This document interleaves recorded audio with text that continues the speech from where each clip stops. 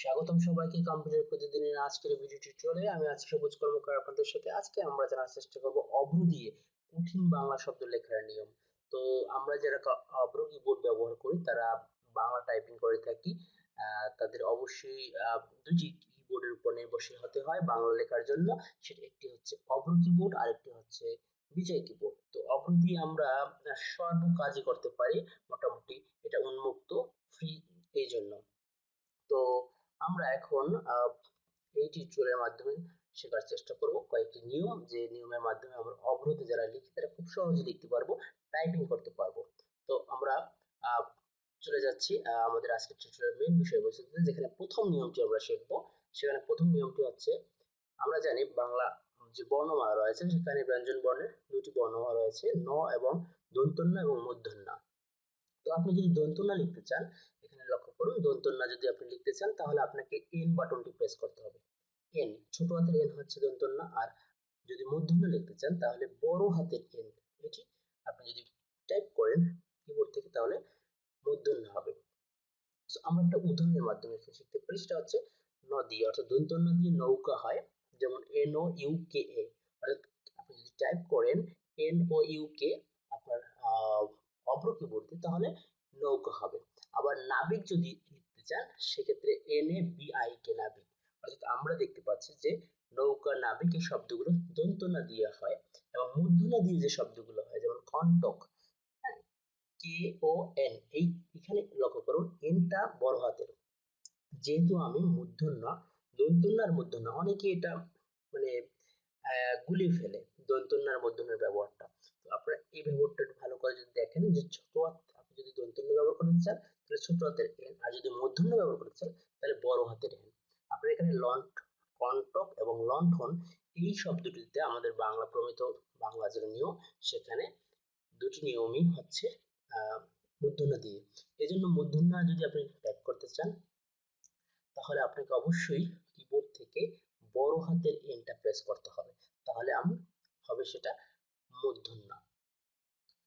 আমরা নেক্সট নিয়ম, মানে নিয়ম 2টায় আমরা যাব। নিয়ম দুইটা দেখতে পাবেন। খেও, এখানে আমরা দেখতে পাচ্ছি খেও বর্ণটা, বাংলা বর্ণ রয়েছে একটা খেও, কিন্তু এই খেও বর্ণটা যেমন বিদ্যুটে তেমন লিখতেও একটু কঠিন। অর্থাৎ তিনটা লেটার প্রেস করে, তিনটা কি ক্যারেক্টার প্রেস করে কিবোর্ড থেকে তারপর আমরা কিউ লিখতে পারি, কে কে এস, কে কে এস। হ্যাঁ, অবশ্যই ছোট হাতের সবগুলো কে কে এস লিখে আপনি কিউ বর্ণ লিখতে পারেন।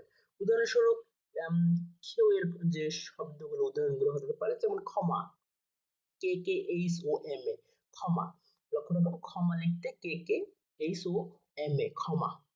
তার মানে খেওটা আমাদের সবচেয়ে বড় বিষয়, খেও। তো খেও ক্ষণকাল যেমন হতে পারে, এটা হচ্ছে আমাদের খেও বর্ণের উদাহরণ। ওকে, কে কে এইচ হচ্ছে খেও, এটা আমাদের যদি জানা থাকে তাহলে আমরা খুব সহজেই শব্দগুলো লিখতে পারবো। নেক্সট যেটি হচ্ছে নিয়ম 3, সেই নিয়মে আছে নয় ধন্ধা। নয় ধন্ধা একটি যুক্ত বর্ণ। এই নয় ধন্ধ বর্ণটি আপনি যদি লিখতে চান কিবোর্ডের মাধ্যমে, অর্থাৎ অভ্র কিবোর্ড দিয়ে, সেই ক্ষেত্রে আপনাকে এনডিএস এই তিনটি লেটার পাশাপাশি আপনাকে প্রেস করতে হবে, টাইপ করতে হবে এনডিএস। ওকে, তাহলে আপনি লিখতে পারবেন নয় ধন্ধ। তো উদাহরণ হিসেবে আসতে পারে বন্ধ, যেমন BONDS বন্ধ, আবার অন্ধ, ONDS অন্ধ।